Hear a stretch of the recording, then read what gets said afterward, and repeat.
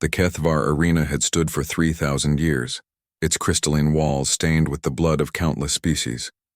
Built into the heart of a dead moon, it served as the galaxy's most notorious gladiatorial pit, where the hegemony's most dangerous criminals faced creatures that defied imagination.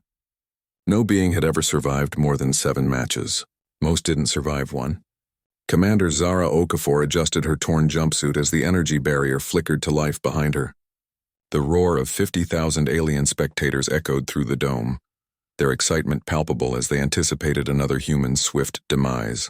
Humans were considered a novelty act, soft, weak creatures from a backwater world who provided brief entertainment before being devoured. Fascinating, the announcer's voice boomed through universal translators. The human shows no fear pheromones. Perhaps their terror glands are malfunctioning. Zara smiled grimly. If only they knew that humans had already faced their greatest monsters in the dark spaces between stars. Loneliness, despair, and the crushing weight of an indifferent universe. Everything else was just Tuesday. The first opponent materialized from the arena floor. A Vrex hunter, 12 feet of armored fury with razor-sharp appendages and a mouth that could bite through starship hull plating. It had killed 47 gladiators in the past month alone. But Zara didn't see a monster. She saw an animal that was scared, confused, and angry, just like the feral dog she'd rescued as a child in Lagos. The Vrex lunged, its claws extended for a killing blow. Instead of dodging, Zara stepped forward, speaking in low, soothing tones while making herself appear smaller and less threatening. "Easy there, beautiful. You're not really angry at me, are you? You just want to go home." The Vrex faltered, its predatory programming confused by prey that wasn't acting like prey. Zara slowly extended her hand, palm up, the way she would approach any frightened animal. To the crowd's astonishment, the creature sniffed her hand, then settled back on its haunches with a sound that might have been a whimper. The arena fell silent. "What sorcery is this?" demanded Overlord Kthvar from the VIP box. "Release the Shadow Maw." The second creature was a nightmare of teeth and shadow, a being of pure malice that fed on fear itself. But Zara had faced the void between galaxies, had stared into the abyss of space and learned that even darkness was just the absence of light. She began to hum, an old Earth lullaby her grandmother had sung, and the Shadow Maw's aggression melted away like morning mist. One by one they sent their monsters. The acid-spitting Gorvin that could dissolve steel, the psychic mind-ripper that could drive beings insane with a thought, the massive thunderclaw whose roar could shatter bones. Each one approached Zara with killing intent, and each one found something they had never encountered before.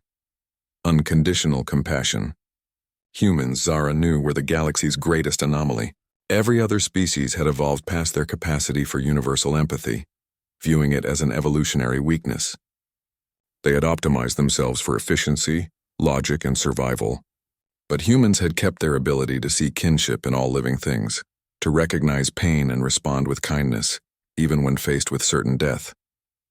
By the 15th match, something unprecedented happened. The creatures stopped returning to their holding pens. Instead, they gathered around Zara, forming a protective circle. The Vrex hunter nuzzled against her shoulder. The Shadow Maw purred like a cosmic cat. Even the Thunderclaw had settled down to rest its massive head at her feet. "This is impossible!" Kthvar raged. "These are killing machines!" "Bioengineered destroyers." Zara looked up at the Overlord, her voice carrying clearly through the stunned arena. "That's where you're wrong. You took beings from their homes, tortured them, made them fight and kill until they forgot everything except pain and rage. But underneath all that, they're still just scared animals who want to feel safe." The crowd murmured in confusion and growing unease. Some had begun to recognize their own monsters, creatures captured from their home worlds, twisted into weapons for entertainment. "You want to see what humans are really capable of?" Zara continued, standing amid her unlikely pack. "This is it. We don't conquer through strength or dominate through fear. We heal, we connect. We remember that every living thing carries a spark of the same cosmic fire that burns in us." Kthvar's face contorted with rage. "Kill them all! Send in the Void Titans!" But something had changed in the arena. The spectators were standing now, many of them calling out in their native languages, not for blood but for mercy. For the first time in 3 millennia, the arena was hearing something other than screams. The energy barriers flickered and died as the arena's technical staff, many of whom recognized their own homeworld's stolen children among Zara's companions, disabled the containment systems. Zara walked toward the exit, 23 of the galaxy's most feared creatures following her like a strange parade. Behind them, the greatest gladiatorial arena in known space stood empty, its purpose fundamentally transformed by one human's refusal to see monsters, where others saw only death. As they reached the transport bay, Zara turned to her unusual entourage. "What do you say we find you all proper homes?"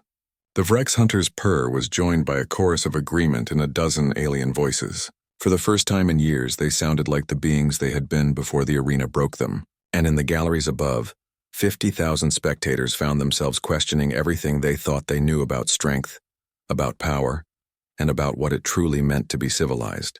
The arena was built for monsters, but a human walked out with every beast behind them, not as conqueror but as friend.